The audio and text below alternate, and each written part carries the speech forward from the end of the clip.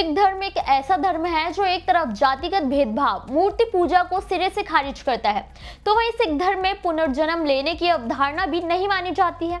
सिख धर्म मानता है कि आपका यही जन्म सबसे सार्थक है। अगला जन्म किसने देखा है और आपको अपने कर्म पर भरोसा करना चाहिए और केवल गुरु सेवा और सत्कर्म करते हुए जीवन जीना चाहिए। श्री गुरु ग्रंथ साहिब के अनुसार आत्मा अकाल पूरक का अंश है और मरने के बाद आत्मा का दोबारा जन्म नहीं होता, बल्कि वो अकाल पूरक में समा जाती है। जो व्यक्ति सांसारिक मोह माया और अहंकार में जीता है वो ही पुनर्जन्म के चक्र में फंस जाता है, जो कि केवल एक मन की अवस्था मात्र है। यानी कि बात साफ है कि अगर कोई व्यक्ति मन से पवित्र है, जिसने सत्कर्म किए हैं, वो जीवन मरण के चक्कर में नहीं फंसेगा। तो क्या आप ये सोच सकते हैं कि सिखों के गुरु कभी पुनर्जन्म ले सकते हैं? जिन्होंने आध्यात्म के जरिए अकाल पूरक को पाया, शायद नहीं। लेकिन क्या आप ये जानते हैं कि सिखों के 10वें गुरु गुरु गोविंद सिंह जी ने इस बात की भविष्यवाणी खुद की है कि वो फिर से पुनर्जन्म लेकर आएंगे। अपने इस वीडियो में हम जानेंगे कि कब होगा गुरु साहिब का अवतरण और कैसे वो सिख धर्म को बनाएंगे दुनिया का सबसे मजबूत धर्म, इसके बारे में जानेंगे। नमस्कार, मेरा नाम है मोहिनी और आप देख रहे हैं नेटड्रिक पंजाब। सिखों के 10वें गुरु गुरु गोविंद सिंह जी का जन्म 22 दिसंबर 1666 में 9वें गुरु गुरु तेग बहादुर जी के यहाँ पटना में जन्मे थे। पटना में जन्मे होने के कारण 5 अकाल तख्त में एक तख्त पटना साहिब में भी मौजूद है। गुरु साहिब ने सिर्फ 9 साल की उम्र में गुरु की उपाधि ली थी, क्योंकि उनके पिता को मुगल शासक औरंगजेब ने कत्ल करवा दिया था। गुरु साहिब ने 19 साल की उम्र में पहला युद्ध लड़ा था। वो आध्यात्म के साथ युद्ध कला में भी कुशल थे, लेकिन धर्म की रक्षा के लिए वो आजीवन मुगलों के खिलाफ युद्ध लड़ते रहे थे। लेकिन जब भी वो अपने दरबार में होते तो वो संगत को अलग अलग तरह के ज्ञान देते थे। गुरु साहिब के ज्ञान का संग्रहण 100 साखी में मौजूद है। गुरु साहिब ने श्री गुरु ग्रंथ साहिब को सिखों का 11वां गुरु घोषित कर दिया था और ये भी घोषणा की कि श्री गुरु ग्रंथ साहिब के बाद कोई भी मानव रूप में गुरु नहीं होगा।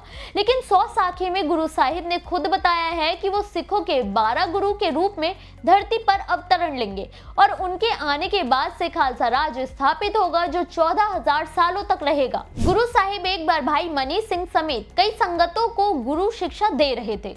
तब भाई मनी सिंह ने उनसे पूछा था अगर उनकी संगत को उनके फिर से दर्शन करने की इच्छा हुई तो फिर वो गुरु साहिब से कब मिलेंगे। जिस पर पहली बार गुरु साहिब ने सबसे बड़ा रहस्य उजागर करते हुए बताया कि जब धरती अकाल से पूरी तरह से त्रस्त हो जाएगी, चारों तरफ धर्म का विनाश हो चुका होगा, जब मानवता पूरी तरह से समाप्त होने की कगार पर होगी, तब वो अमृतसर की पवित्र धरती पर अपने 12वें अवतार के रूप में जन्मेंगे।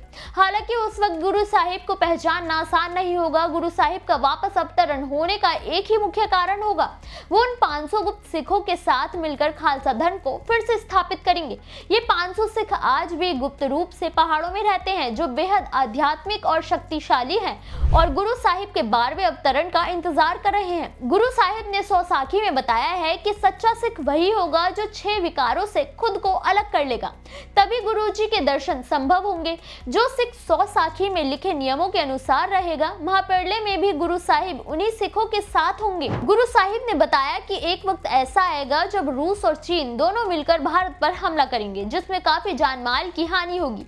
ऐसे समय में सबसे मजबूती से खड़ी होने वाली सेना सिखों की खालसा सेना ही होगी, जिसके करीब 2.5 लाख सैनिक शहीद हो जाएंगे। लेकिन फिर भी अपनी बहादुरी और हौसले से खालसा सेना रूस और चीन को हरा देंगे और फिर भारत में खालसा राज स्थापित होगा। ये राज करीब 14,000 सालों तक रहेगा। ये राज स्थापित करने वाले शासक का नाम होगा दिलीप सिंह, जो उस वक्त बचे भारतीय को अमृत चखने के लिए प्रेरित करेगा और सभी अमृत चख कर खालसा के ही अनुयायी हो जाएंगे।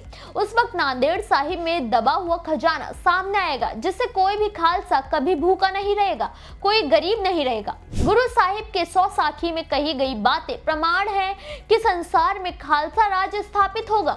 गुरु साहिब फिर से लौटेंगे और तब चारों तरफ खालसा की ही धूम होगी। सिख धर्म से जुड़ी ऐसी ही और जानकारी के लिए हमारे चैनल को सब्सक्राइब करें। वीडियो अच्छा लगा हो तो लाइक करना बिल्कुल ना भूलें।